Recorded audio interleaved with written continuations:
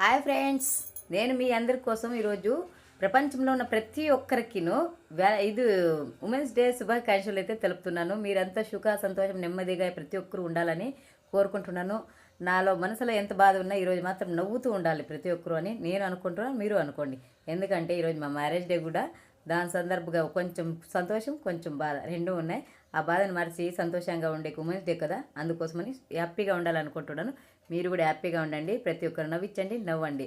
మీ ఇంట్లో ఉన్న వాళ్ళకి కూడా చెప్పండి, ఈరోజు మా ఉమెన్స్ డే, మమ్మల్ని ఎవరు బాధ పెట్టకండి, ఈరోజు మీకు వీలైతే ప్రేమతో పలకరించండి, అంతేగాని మమ్మల్ని ఎవరు బాధ పెట్టకండి అని మీ ఇంట్లో ఉన్న బాయ్స్కి కూడా చెప్పండి.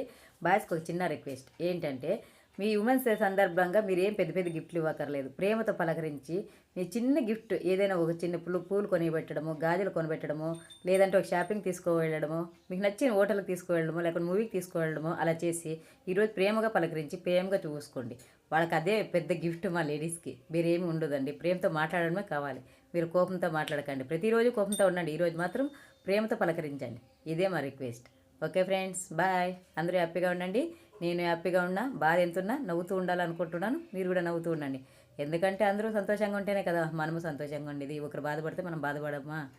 వాళ్ళ బాధ మనకి బాధే కదా, అందుకని వాళ్ళు సంతోషంగా ఉంటే మనం సంతోషంగా ఉందాం. మా మ్యారేజ్ డే గిఫ్ట్గా మీరు సంతోషంగా ఉండడమే నాకు కావాలి. Okay friends, bye.